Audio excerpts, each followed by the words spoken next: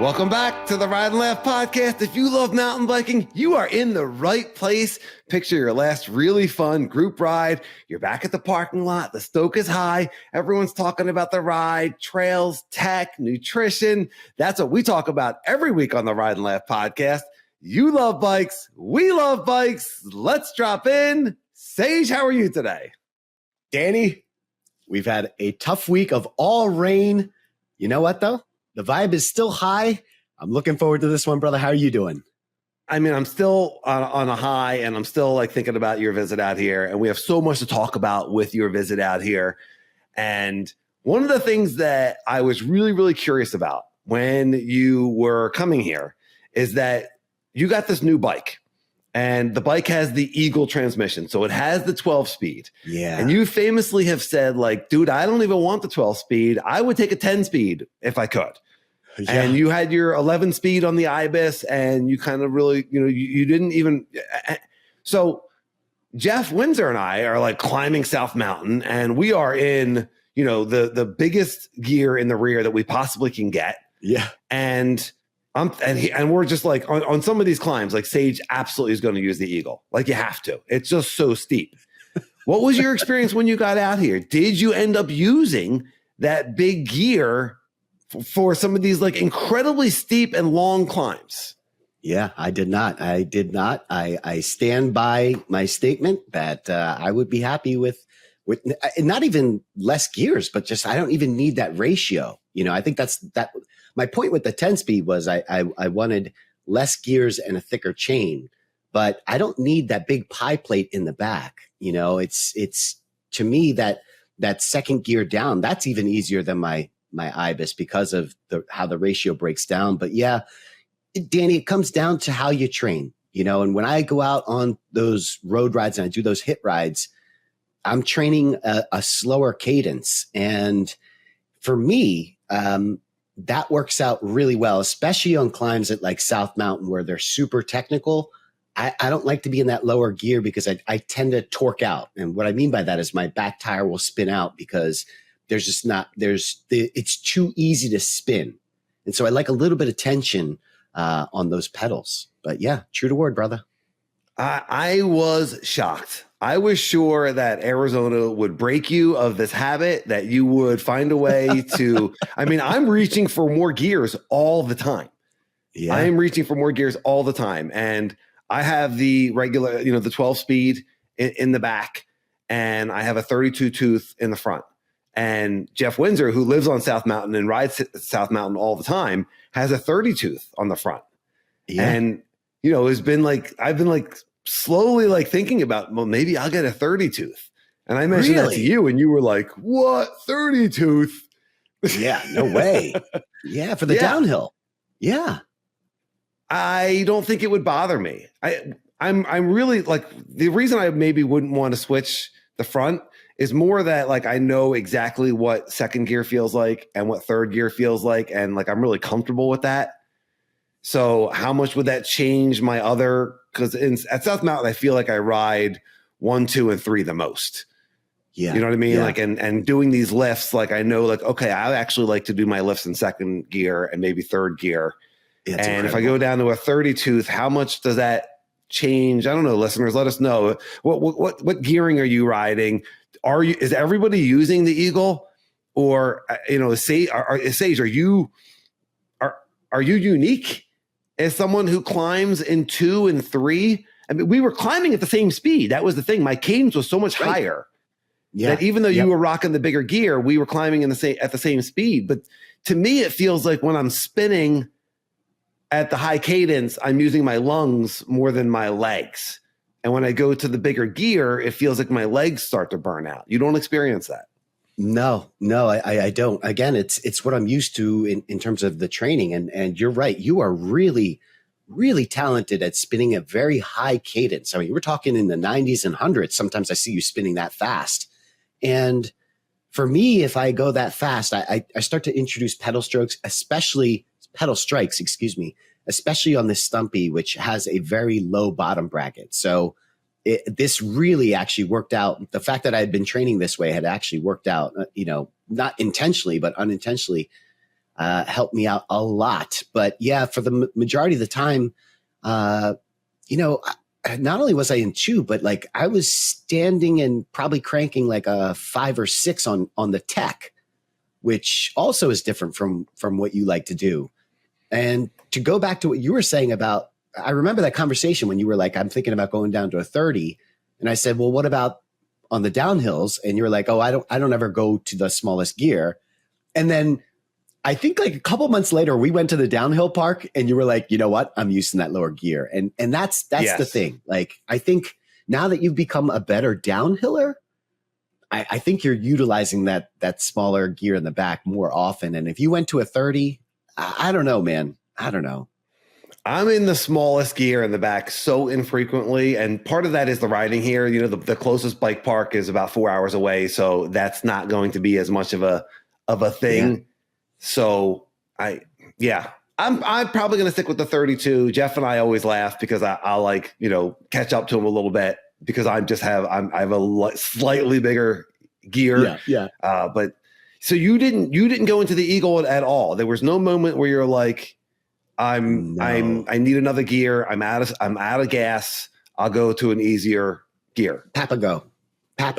When we went to the jump park, I used the Eagle, and that was to save as much energy as possible. It's also not technical. Like the climb up to get to the top of the jumps is, I mean, it's relatively flowy kind of. I mean, there's some loose spots, but like I could easily get into Eagle and just save my legs and no problem. Yeah, that's probably the only time. Even at Gold Canyon, and that place was probably the steepest of what we rode. And the traction was unbelievable there, by the way. And Sedona, you didn't either. Yeah. Yep. None of it.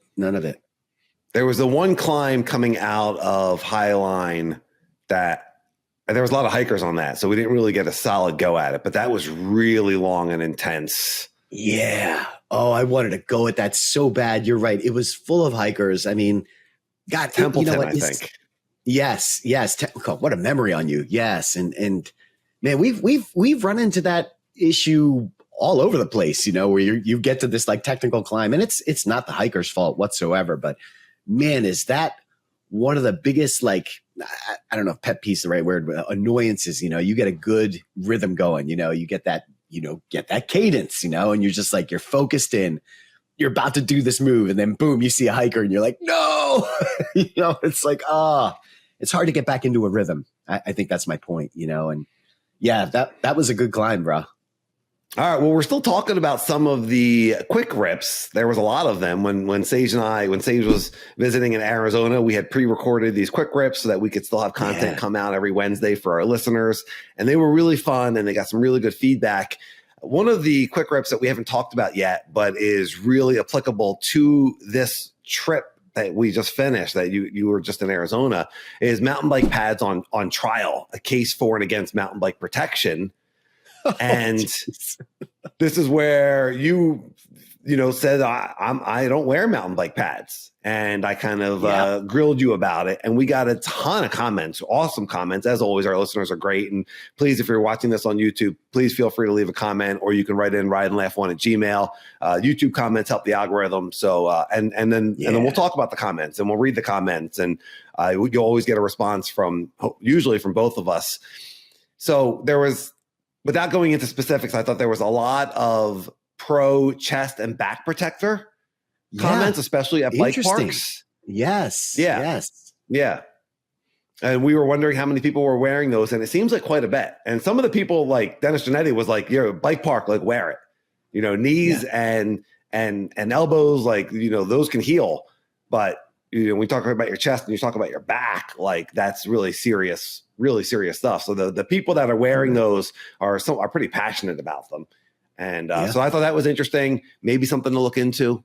I don't know. Maybe. Would you wear that before you wore knee and elbow? I don't know. That's a really good question. I've never tried one. So to me, it would come down to comfort. That's the whole reason why I don't wear the elbow and knee pads. It would come down to how comfortable is the chest and back. As someone that has broke their back and, 2 of my ribs, I still don't, I didn't feel the need to go there. And Yeah, I don't know, Danny. I don't know. Did I you know ever it think sounds about it? crazy. Did you No, think about the chest or the back protector? Because I broke my face, and then the next time I went to the downhill park, I had like a much more robust helmet, Yeah. for my face. Now my helmet was destroyed, so I had to buy a new helmet. So it wasn't like, oh yeah, right. Yeah. you know what I mean? I was buying a new helmet, and then I was like, okay, well, if I'm going to buy a new helmet and I'm going to go to the bike park, and people had commented to me, really instead of an enduro helmet, a trail helmet, full face helmet, you should get like a downhill park full face helmet. And so that's what I did. That made sense to me. But I had this really traumatic experience of breaking my face and blasting through the full face helmet. You had a very traumatic experience of breaking your back, and we weren't doing a podcast at the time. Oh, well, we weren't doing a podcast when I broke my face either. It was just comments. Where did I get those comments? Oh, it was on Facebook and Strava. I put a post with letting my friends know like what happened. Yeah, and that was where those comments came. I was like, where did we get comments before the podcast? How did people even know us? Yeah, we had friends before the podcast. Believe it or not, we did. So it never entered your consciousness. It was never. You never thought like maybe I'll ride with a back protector. No. It's not a question of like, I knew exactly what went wrong, and it was completely my fault. This wasn't, as you and I always say, we're never getting hurt doing things, high consequence things, where we're just truly focused in. It's always on the most ridiculous things or, and I know that the next comment would probably be like, well, you never know when that's going to happen and yada, yada, yada. But for me, I like having the mobility. I like having that comfort to be able to move around again, without having tried the back protector or chest protector. I don't know if that would reduce mobility. So, that might be something that we should look into and check out.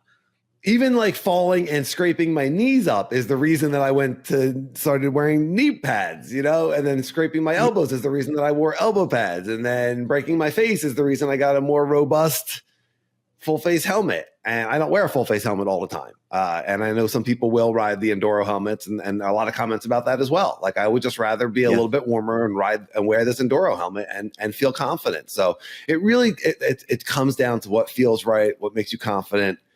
And what about this? Shelly asked, since you broke your wrist a couple times, are you maybe falling in the incorrect way? I don't think I'm falling the incorrect way, but regarding the wrists, if I was going to wear any kind of protection, it would be the wrists. The things that I tend to get hurt on are my wrists and my shoulders, because when I fall, I'm putting my hands out.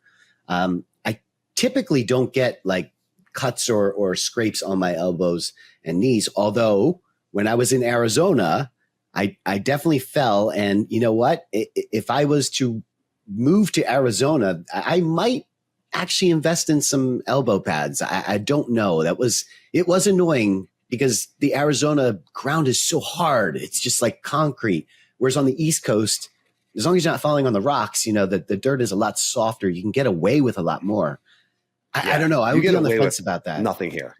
You get away with nothing here. That was going to be one of my main questions was, did Arizona riding change your mind about pads? When you hit the dirt here, it's jagged, it's hard, it's sandy. It just like opens you up. Yeah, it absolutely does. The thing that I think that screwed with me the most is actually talking about it. Much like my riding, I don't think about falling. I don't think about protection because I'm not worried about falling. That thought doesn't enter my brain. I don't let it enter my brain. Things that are scary and blah, blah, blah. And so when we did that anti-pad quick rip, that was in my brain. And I did think about it a lot when we were in Arizona and when we got all the comments. It forced me, because we're getting comments, I had forced to like respond to all these things. And it definitely played a role in my brain. And it made me second guess. And I didn't enjoy that. I didn't enjoy riding like that.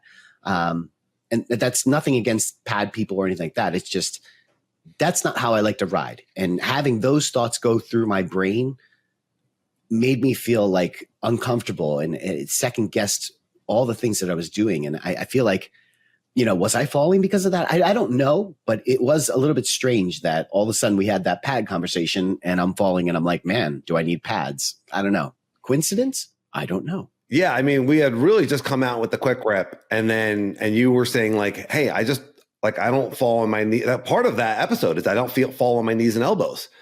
And then I think it was like the next ride because we were almost laughing about it. It sucked. Because you went down like in a totally random spot. We had decided not to do a feature and you were just riding around it and you just slid down. And it wasn't a hard fall or anything like that. But again, this is Arizona. This is the desert. Like everything here is hard. And so you were like, you had your bloody knees and bloody elbow and bloody forearm. It was, and I was like, I have to take a picture of this because it was like right after that episode came out. And and it's so interesting for you to say like my belief, I questioned my own belief system. My own belief system. Well, I talked about this a lot on season 1, especially of how about we're just the kind of riders that don't fall. We're the kind of riders that don't get hurt. And we're the kind of riders that don't fall. And if we do fall, we don't get hurt. Right. And then trying to evolve that to just like, I'm the kind of rider that doesn't fall. And you really are. And you really believe that. And then you're kind of questioning that as our awesome listeners are saying, oh, Sage, you should really be wearing pads. This is dangerous. We had a couple people that were concerned about you. You should really be wearing pads with the riding that you're doing, They were. And so does questioning your belief system kind of put a kink in your armor a little bit? No, it doesn't. It doesn't. And I quickly, got over that. I mean, the next ride, I was right back into it. I just thought it was kind of funny. And, I am very open to advice, but I'm also someone that's pretty stubborn and I'm slow to change. And this belief system that I have is not something that I want to change. Like I love the fact that I go into my rides thinking only the best things, I don't. And if I am scared of something and it's got me that worried, well, that's a sign for me and I'm not doing it. That's already, if I'm feeling like that, then that's a pretty good sign that I shouldn't be doing that. So yeah, I'm not ready to give up on that belief system, and I would hope that more people would adopt it. Wear pads if you want, but also adopt this belief system that, look, we don't have to fall. We're not going to fall. We're going to be okay. We're really, really talented on the bike. Yeah, skills are in there. Everyone, skills are in there. Pads or not, if they give you the confidence to go and send that harder line, or if you don't feel confident because I've fallen on this before and I don't have my pads on, then listen to that. Those are all, we talk about listening for signs. We talk about reading signs, right? We talk about, just following our intuition, being open to receive, and all those feelings. We want to respect those. We want to respect those because mountain biking is 100% commitment sport. That's right. And I mean, you can go out and do a ride that's easy and just, or easier, and not do something that's going to push your limits, and do those rides. Those rides are important. But the rides where you're going to say there's a feature on this trail that scares me or intimidates me, or a jump or a drop or a skinny that gives me pause. Those are the rides where you need to be 100%. And so whatever's going to get you there, we talked about this last week, breaking down the feature so that, okay, I'm now 100% ready to commit to this. And it's that, and then being present and ready to go, and then trusting our skills. And that's what's so satisfying when you start to achieve and you're like, wow, I actually am really good at this. I'm better at this than I thought I was. And I can do this. I'm unlimited. It's all happening. Yeah. On the same line of like the pads, I get a lot of people that comment on the clips too, especially when I'm at the jump park or I'm at the downhill park. Like, I can't believe you're clipped in, aren't you worried about you're going to get fall off? And it's that same thing. Like, clips are what I'm comfortable wearing. I clip out fast enough. It's not a concern for me. I don't think about it. I was just at the Phoenix Hill Bike Park this weekend, and a couple of people came up to me like, I can't believe you're clipped. Like, aren't you nervous about falling, about, taking a dive? And no, I don't. I don't think about crashing when I'm jumping. Like, that's not a thought that comes into my head. And every time that I've had to bail, my body knows what to do. Like, just like falling, my body knows what to do. It's kind of the opposite because we're so used to being clipped in that I feel more anxiety when I'm on flats. Yes, exactly. Yeah. Yeah. Yeah. So if someone were to say to me, like, I can't believe you're doing these jumps clipped in, I was like, well, It's a comfort. But being able to do both is really cool. You know, we've talked so much about the dirt jumper and, you know, where that is on the as far as like developing your skills and how important the dirt jumper is. And we had a whole episode where we've had many episodes where we talk about it because the dirt jumper has been really interesting. And you put the dirt jumper above the e-bike as far as the importance of in your mountain bike progression. And that was really, really interesting and really cool. And it's now dirt jumper season, right? I mean, the Phoenix Bike Park is dirt jumper season. Dirt jumper season. There needs to be a better word for that. Yeah. DJ season. I don't know. DJ miss. No, that doesn't work. Okay, edit this part out. Ride Life One at Gmail if you have a good dirt jumper holiday word that we could use. Yeah, I like it. I like the concept, but it certainly needs to be worked out. So, okay, so you took your dirt jumper to Phoenixville Bike Park. Oh, you know what? I wanted to rewind. Okay, let's get into this. Okay. Well, I wanted to ask about your experience on the stump jumper in Arizona. Yeah. But should we get into the dirt jumper because we've kind of gone in that direction? Yeah, I mean, you could relate the two stories together because what we actually did was we took the stump jumper and you took your pivot. We went to the Desert Trails Bike Park, you know, because one of my theories was let's take a bike that we're actually comfortable on to the jumps. Let's get comfortable with the jump, stack wins, and then talk about, you know, bringing the dirt jumper out, which, you know, we did. And it was interesting to say the least. I as you said, went in with a bunch of theories and I was proven correct on pretty much all of them. Yeah. Your theories were good. They were solid.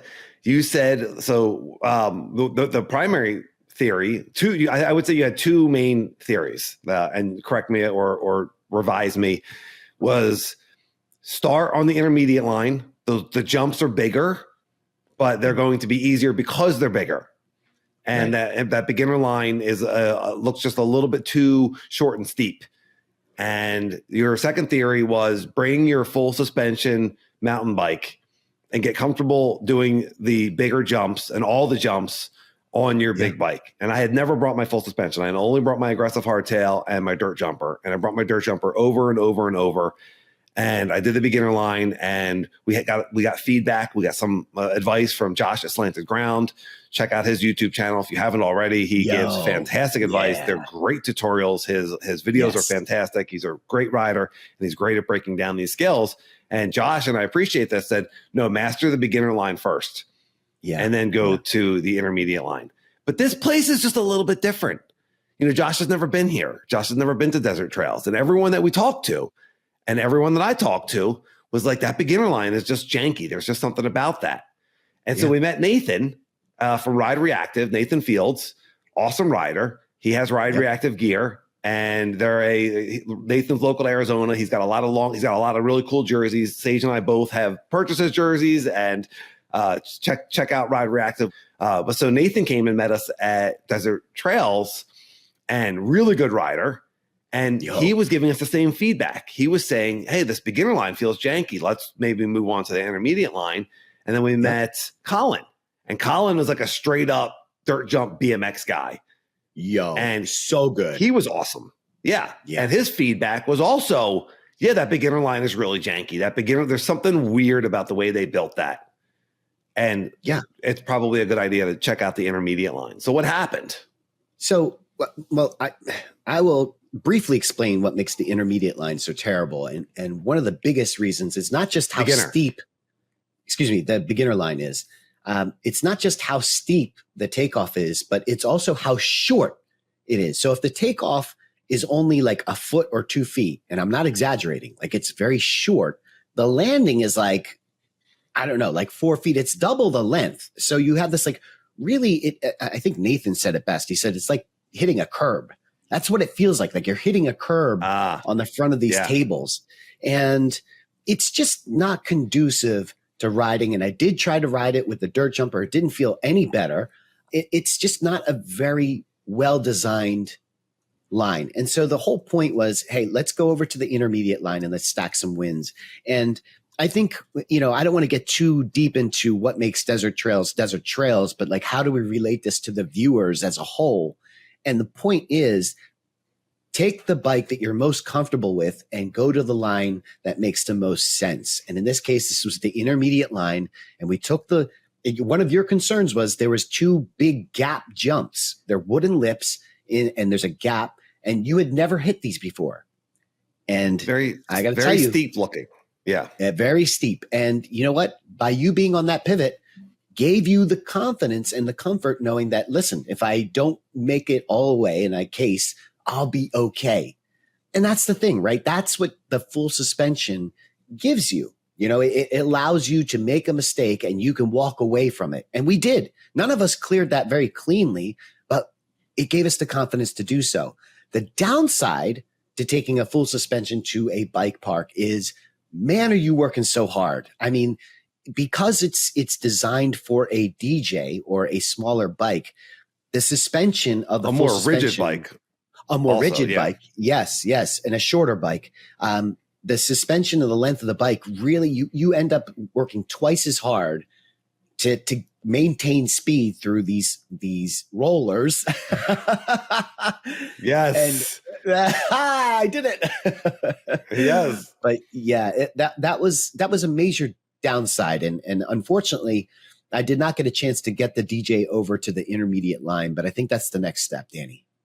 Yes. So coming into the gap jump, first of all, having the full suspension bike definitely made me more comfortable. Yeah. As like you said, on hitting those gap jumps. But you guinea pigged it for me. You rode it first and you were like, Danny, you got this, and you cased it and you were like, it's really hard to fall into this gap.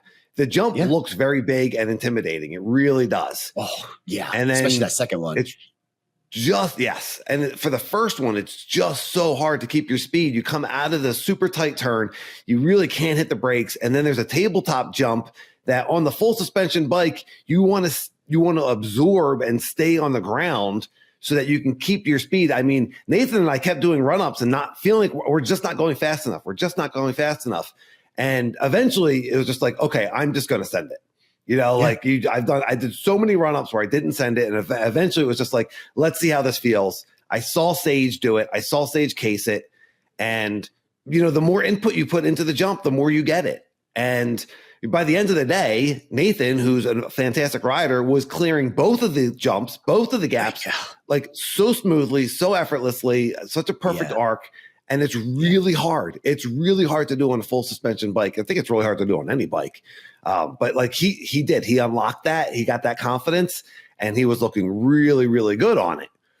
The next step is for me, that was only one day. I haven't been back there since then. So I would like to take my full suspension and do that a little bit more, get a little bit more comfortable. Actually, we did go back one more time and I wasn't quite as comfortable.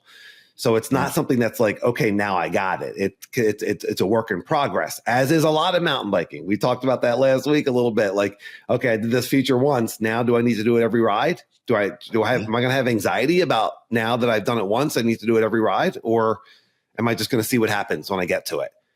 That said, they're taking the dirt jumper onto the intermediate line and sending those big jumps.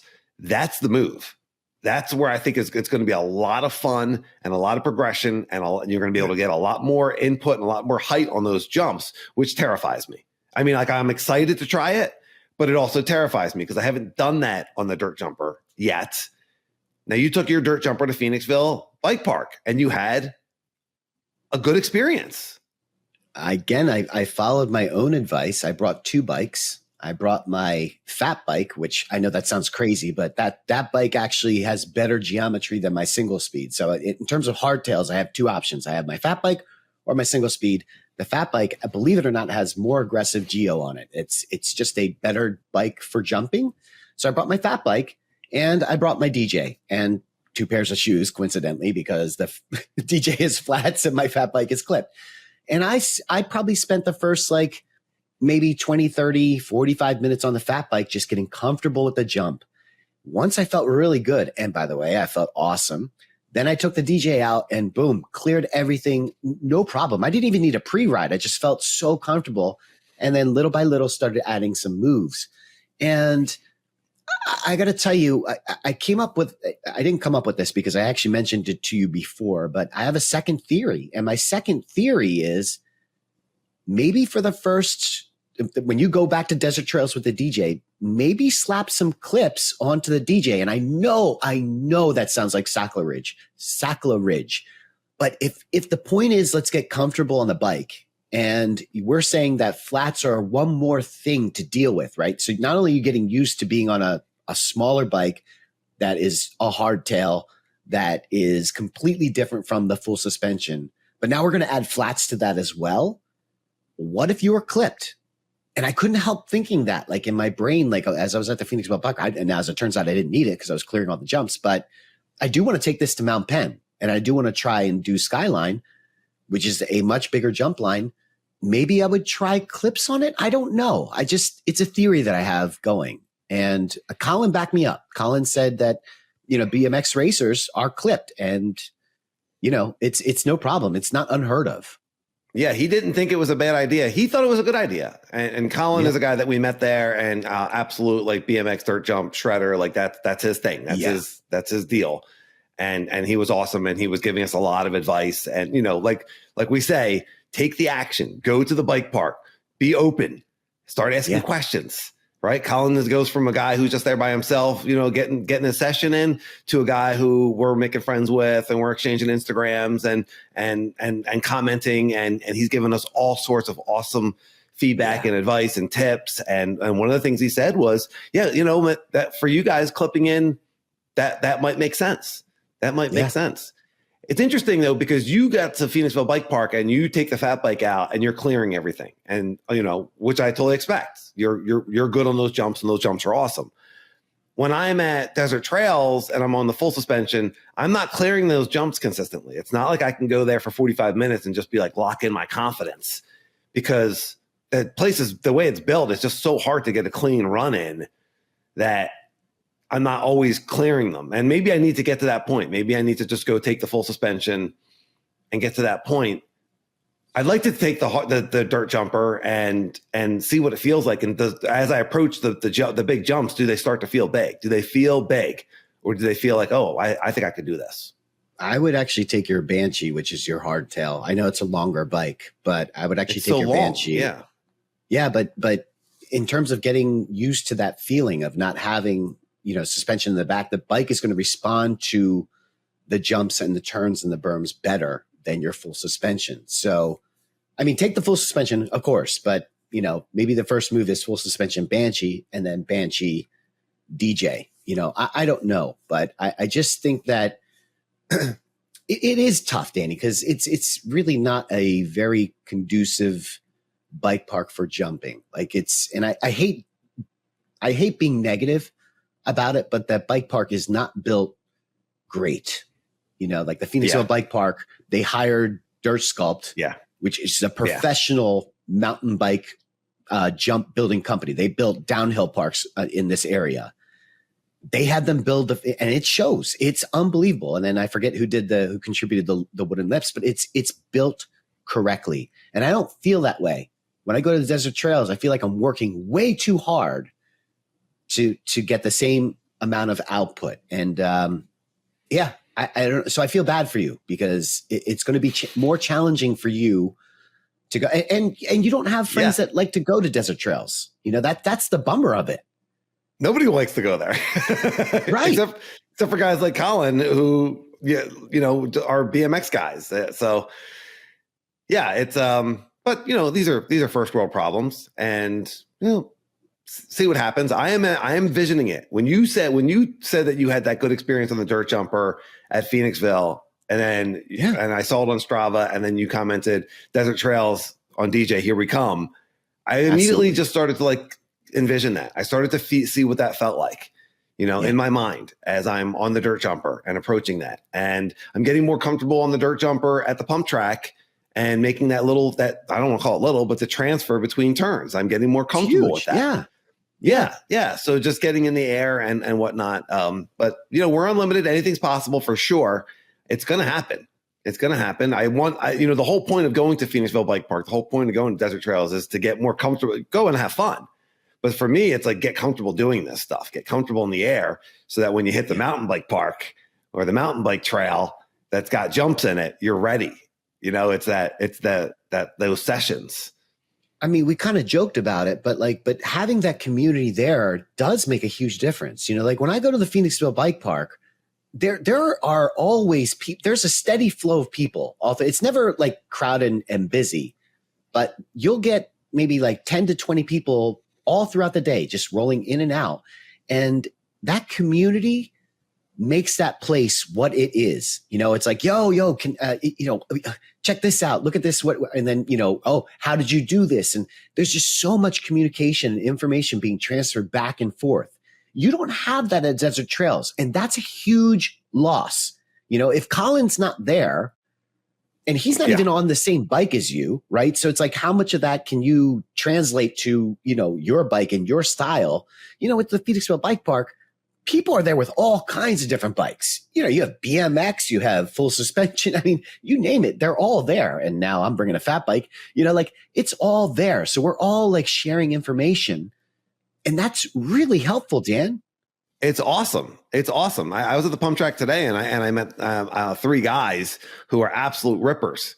BMX rippers. They're absolutely incredible. I got some video of them. I was like, hey, we got a podcast. You mind if I put this on there to just see what's possible? So effortless in doubling the rollers and hitting these transitions and hitting lines I'd never seen before, and just making it look so easy.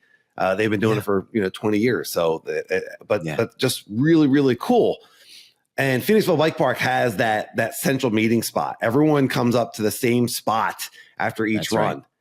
And Desert Trails doesn't really have that. Everyone's kind of going to different spots after each run. And it does though. I mean, there's a huge pad. It's just there's nobody there. When we went, the one day, Danny, that you couldn't ride, I actually went there. I pulled 2,000 feet at that place. I spent over 3 hours at that place. I may have saw one person. Yeah, it was quite tiring. But like my point was, I saw maybe one person that whole entire time. That's a problem. How did you feel after 3 hours on the full sus? Were you clearing that bottom jump like effortless every time? Oh yeah. Yeah. I didn't take it to jump 2 because that jump is significantly bigger. And because there was nobody there, I was like, man, if I get hurt, like it could be Dunzo's, again, don't want that thought in my head, but that's how I felt. So I didn't do it. That's my point. Right. Like, it's not like, oh, if I had pads, I would do it. It's like, no, I didn't feel comfortable doing it because there's nobody else there. I didn't do it, but I cleared one completely clean. I just kept hitting it over and over. Then I go back to the beginner trail, the beginner line, do a couple laps on that, then go back to the intermediate. That's what it took. It took 3 hours of lap after lap after lap to get completely clear of that jump. That's how hard that jump was on the full suspension. So it's interesting when I hear you talk about that, and like I'm not comfortable sending that jump on the full suspension again. Like I've done it before, but now I feel a little bit of anxiety thinking about it, and flipping that anxiety, listener. When we start thinking, and I think about this all the time. Thinking about something that intimidates us, then flip it to what's the best that can happen. What's it going to feel like when you're hitting it and it's smooth? What's it going to feel like when you're hitting it and it's perfect? Just flip it. We have like humans in general, I think, just have this negativity bias, and it's protective. It's instinctive. Like we've evolved to protect ourselves. Our bodies and our brains want us to be here to live and to reproduce and eat, or they don't want us. Our primal brain doesn't think it's a good idea to send yourself on 2 wheels off of a big giant ramp where you could possibly, get hurt. Excuse me. You could possibly get hurt. And so we have to override that because we don't want to be a slave to those thoughts. And so we override that. And I just keep going back to, okay, what's it going to feel like when I hit it perfectly? What's it going to feel like when I have confidence and I'm doing that exactly the way it should, and I'm arcing through the air exactly the way it should, and I'm perfectly centered. So just letting go of that anxiety, stepping back into positivity. What's the best that can happen? What's the best that can happen? And then giving myself grace. The fact that I have anxiety about going there. And you said after 3 hours, I was hitting this perfectly. Okay, well, let me go and just be there. Let me go and get started. That's how we get better at something. We put ourselves out there. We have to take the action, visualize it happening, and then take the action and see what happens. No expectation, right? Yeah, I guess so. I mean, what's the anxiety part of it? Like, you know, like, I just would love to get into that brain a little bit and dig a little bit. Like, what's the anxiety part of it? Like, what's making you feel so fearful of this? I don't understand that part. I think the last time I was there, the last jump that I did, I cased pretty hard and it wasn't good. Okay. And then it was like, okay, I think I'm done. And I might have hit it pretty well a couple times, but I think my last couple of runs, I didn't hit it. And then when I finally did, it didn't go all that great. And then it was kind of like the end of the day. And so I didn't finish on a win. I think I finished on what I would consider, I mean, I cleared it. I didn't get hurt, but I didn't finish on, you want to finish like feeling really good, right? Yeah. I mean, we can't help that. That's out of our control. That's one, right? We talk about controlling what we can control and what we can't. That's something we can't control. But what you can control is how you view yourself and how you would like to visualize the day going.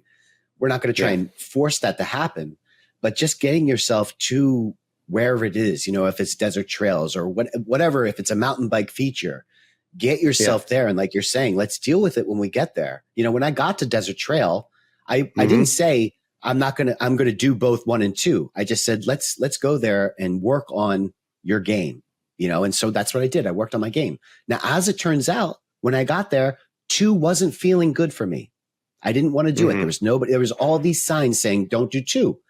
Okay, let it go. Don't feel 2, you know, don't do it. And I focused on getting 1, and I focused on getting 1 until I got it perfectly.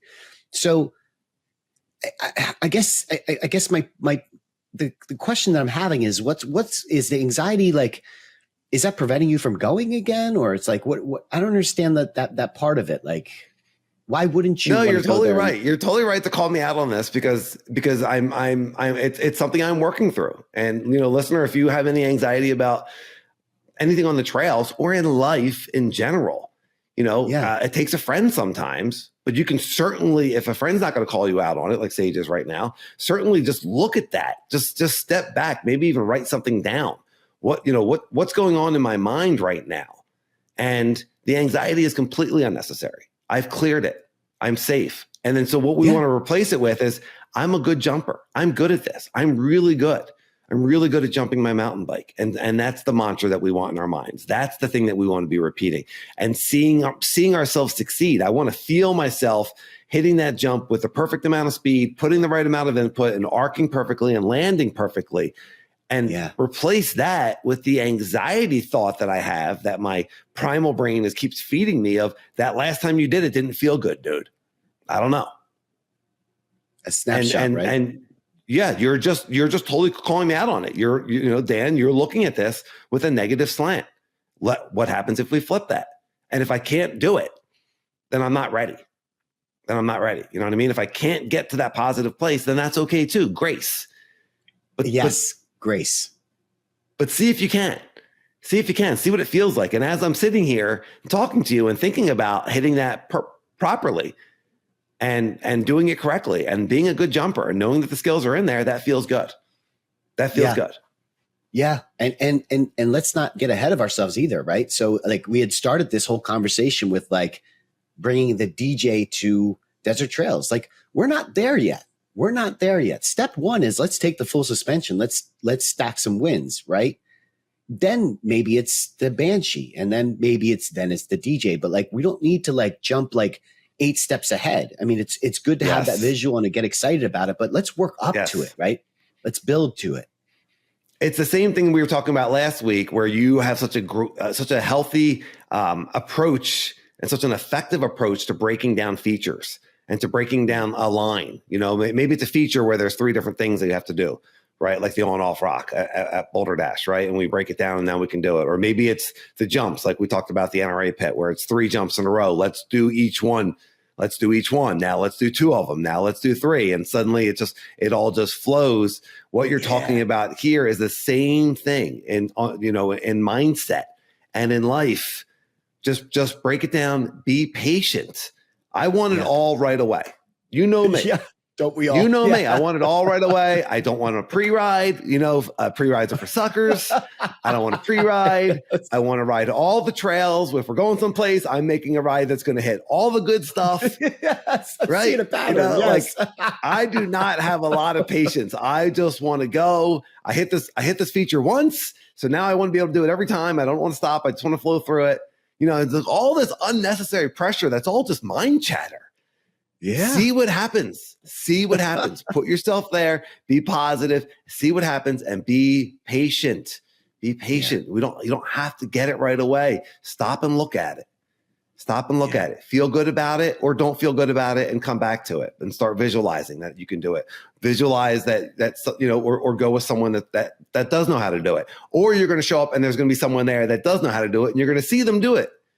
Yeah. Because you're putting yourself out there, and you're going to see that, and you're going to say, oh, I think I can do that, or I'm not ready. Or maybe if I see them do it 3 more times, or maybe if they tow me in. So just putting ourselves out there, being positive, what's the best that can happen? And these lessons just keep on coming. They just keep on coming. We're going to get them whether we want them or not. And this is a perfect example of you kind of calling me out on, hey, dude, you're on a negative slant. You're on a negative slant. And what can you flip that? And I love that. And I think that's what this podcast is about. And I preach it. And I also am a student at the same time. So aren't we all? Yes. Yes. We are all students. Yes. We are always students, open to receive, open to learn, open to advice. Yes. Yo, that was one of our quick rips of what makes a elite rider, right? And that was one of them, was be open to receive, and ask questions, and we're always learning. The minute that you think you're at the top, that you're the best, that's when it ends. You know what I mean? Yeah. When we're really flowing with, this is going to work out for the best. And I don't know how that's going to manifest, but I know it's going to work out for the best. I know that I'm a good rider. And I know that this, my life everything's going to work out. This is going to work out with the job. This is going to work out with the money. This is going to work out with the trail. I'm going to get to do the riding. We can have it all. We don't need to make trades. We don't need to limit ourselves. Everything's going to work out. But right now is always right now. We're in the present moment right now. Yeah. And this is where our power is. So instead of going into the future with anxiety of, I don't know about that jump, just stay here right now. When you get to the jump, you're going to know whether or not you can hit it. And all that energy worrying about the jump is just complete waste of energy. So use it. You can use it instead in the moment and have more energy now for all the good stuff that's happening right now. Gratitude, right? That's where we go back to gratitude. What can you find to appreciate? That'll pull you back into the moment. Gratitude. I love it. Gratitudes, brother. Should we? I mean, that seems like a really good segue. Did you do that on purpose? Speaking of which, we have a segment actually called Mountain Bike Gratitude of the Week. What are the chances? Before we start that, we typically say this earlier. We're a little bit rusty because it's only episode 2 after a long break, but make sure that you like and subscribe. Grace. Yes. Make sure you like and subscribe the podcast on your podcast player, and that you like and subscribe on YouTube, and set your notification bell so that you get alerted, especially on YouTube, that a new podcast is out. And leave us a comment. We love the comments. We love hearing from our listeners and from our fans. RideandLaugh1 at Gmail. If you have a longer form thing that you want to send to us.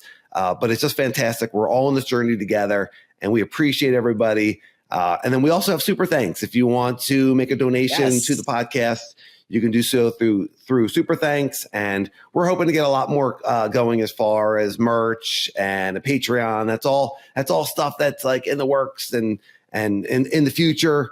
But anything that anyone wants to send to us to support us, we certainly appreciate that. And we just appreciate all the love and all the great vibes. And it's It's awesome. Mountain bikers are the best. Hey, my stance on this is known. Hey, I already made this argument. I already won this argument. The road riders continue to lose. Mountain bikers are the best. Right. Yeah, not just road riders. Mountain bikers are the best. Full stop. Hot take? Hot take. Is it? I mean, no, I don't think so. Yeah, it's not. It's not a hot take. Yeah. It's fact. Here's a hot take. That's not a hot take. Your hot take's not a hot take. That's the hot take. Exactly. Everyone listening is like, please stop saying hot take. Please just stop saying hot take. Dan, there's going to be an intervention. Dan, sit down. This is about your use of the word hot take on the podcast. You're using it wrong records. And you're using it way too often. Yeah. All right. What's your mountain bike gratitude of the week, my friend? Well, my mountain bike gratitude actually has nothing to do with what we're talking about at all. It was about a couple of weeks ago when I got back from Arizona, I was given the opportunity to go and film this Enduro race. And my gratitude is to Logan and Chris and everybody at Berks Trail Works. What an amazing event. And I was just so happy to be a part of it. It was, you want to talk about a community, right? A mountain bike community. There ain't nothing like getting together with a bunch of Enduro folks, that just love mountain biking, that the racing, we had talked about this before about how the racing is a little bit different in Enduro than in XC. Like the competitiveness is there, but because you're not racing against each other where you could see them, it feels a little bit different. The vibe is much higher. And you know me, Danny, I love vibes. I love good vibes. And we had such a great time. Thank you, Logan and Chris, for allowing me to be a part of that. I really enjoyed it. So that is my gratitude. And right on brand, as the expert marketing team that we are, I don't believe that you mentioned the name of the race. Oh my goodness. Oh my Lord. You're absolutely right. Yes, you're right. What is wrong with me? I am the worst marketer. I'm out. Sponsors, if you're listening, we promise to mention your name if you want to give us money. I'll talk about you, but I'm not going to say who you are. I'm the worst. Oh my Lord. Well, listen, that's why we're a team. Yes, it's the Birdsboro Enduro, and this was the second one that they had. It was awesome. It's by Berks Trail Works. If I didn't mention them already, Berks Trail Works, they're the best. Yes, if you're Pennsylvania, if you're a Pennsylvania rider, or especially in the Philadelphia area, or that Southeast Pennsylvania, definitely donate to Berks Trail Works. They do awesome trail work. They put on this race, and if you're riding those, any of those trails, it's just a great organization, great people. There is a Trail Sage video. So go into Trail Sage YouTube. There's a video talking about, and where the Sage is talking about, there's a video that shows the race and the high vibes of that day. It was really fun to see the video, and everyone was so excited, and people were cheering for each other, and before and after, and it was wet and it was rainy, and people just didn't care. There were so many smiles, and there were some crashes, and everyone was just like, was just laughing about it. It just seemed like a great day. And that's a great group of people. The mountain bikers are the best. Yeah. And look like some really high level riders also. Unbelievable. I mean, holy crap, man. Yeah. To be able to see what's possible on the bike. You and I talk about that all the time, and it's just like when you watch some of these guys and gals and they're like doubling stuff that, you and I are just kind of rolling. It's like, oh my Lord, we have a ways to go, bro. We're nowhere near the ceiling, which is awesome. It's awesome. We never are. Those guys and gals are nowhere near their ceiling either. They are completely unlimited. They can go faster. They can go further. They can hit bigger trails and bigger gaps. And instead of doubles, they're going to be doing triples. Like, it never stops. We're all unlimited. Love it. As long as we're here for this ride, it's just going to keep getting better and better. Skills are in there. Stay centered. Keep your eyes up. Do your breathing that Sage taught us, and watch what happens. Is we are all unlimited. Anything, whatever's on your list, write it down. These are the things I want to get this year, and let's just start checking them off because it's happening. You totally got this. I love it. Totally got this. Yes. Well, My mountain bike gratitude of the week is going to be a couple of bike shops that were just awesome and have continued to be awesome. We really use them when you were visited here in Arizona. When you do as much riding as we did, it's inevitable that you're probably going to have a couple of mechanical issues. And we're like riding every day, and we're planning trips, and we're meeting people, and we've just got like, we can't stop. And yes, there was we did a lot of riding at South Mountain, and we did a lot of riding at Halls. And near Halls is a bike shop called the Junction Bike Company. I'm wearing their shirt right now. I met Jared, the owner, and this dude is dialed in like mountain biker himself. And he is all about getting you back on the trail. And I brought my bike in, and it had a pretty significant wheel issue. And he worked on it right away while we were there. And that's not always the expectation. I understand, like Jared's like, wait, don't promise it. I'm going to fix everything right away. But the point was his attitude, you know what I mean? Was like, I want to get you on the trail right away. Right. And, he knew that we were there for a trip, and he respected that. And that's awesome. Yeah. And there's a lot of good bike shops in the Valley. There really are. But, Junction Bike Shop, just really appreciate it. And got the t-shirt on. The other bike shop that we went to is near South Mountain, and that's Emigos. And I've been there twice now. We met Shelly in there. Sherry. Sorry. We met Sherry at Emigos, and we met Max and Mark. And last time I was in, I met Colin, who's the owner. And again, just like a great culture that Colin has going there of riders and people that love riding and people that get it. When you bring your bike in, let me get this fixed for you as soon as possible. But these are just two really, really good bike shops. And like I said, there's a lot of great ones in the Valley, but shout out to Junction Bike Shop if you're near Halls, and Emigos if you are near South Mountain. They just both I thought just went above and beyond. And they also sell bikes. They also sell analog bikes and e-bikes. Emigos really specializes on the e-bikes. Right. And I think Junction has both. I would trust the opinions of the people in there also, as far as which bike is the right bike, because they're riders.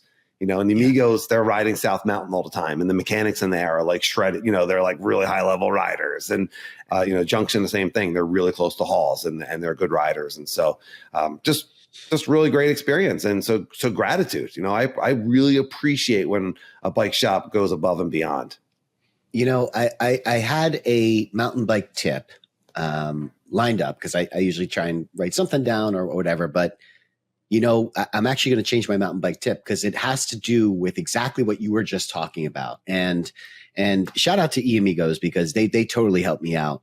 But one of the things that you can do, I think it's Emigos, right on brand. Right on brand. That I would not only do I Emigos. That makes sense. I guess Emigos versus Amigos.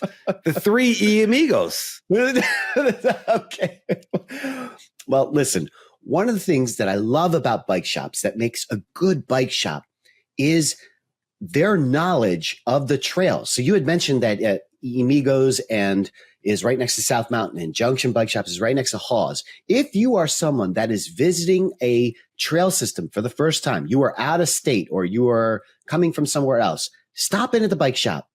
Ask them, what are the good trails? This is an untapped resource that is amazing. I know trail forks exist, and yes, you can use trail forks, but trail forks only gives you so much. When you go to a bike shop, like you said, they're riders. They get it. They're going to be, you tell them exactly what you like. This is what I like. I like flow trail. I like this. They're going to give you all the details, and it's going to be well worth your time. So if you are in a area that you have not ridden, stop by the local bike shop, talk to the folks in there, and you know what? Hey, buy some merch, help them out as well, because they're all good people. So that is my mountain bike tip. Yes. And oftentimes the merch is really cool. You know what I mean? Like I love getting the local merch, whether it's a jersey or a hat or a t-shirt, if they have something cool, and see if you could talk to the riders there. What trails do you recommend? This is what we were thinking about. Would this ride be too big? Would this ride be too small if we do it like this? Yeah. Chances are, if they work in a bike shop, they love mountain biking, and you're going to get some good input. So it's a great tip. I love it. All right. If you're still listening, you are definitely one of us. You love mountain biking, and we appreciate you. Thanks for listening. Thanks for commenting. Thanks for rating, subscribing, and watching on the YouTube. Watch to the end. Watch Time Matters. If you have any questions, rideandlaugh1@gmail.com. Everybody have a fantastic week and a great week of riding. Ride and laugh. I'll see everyone.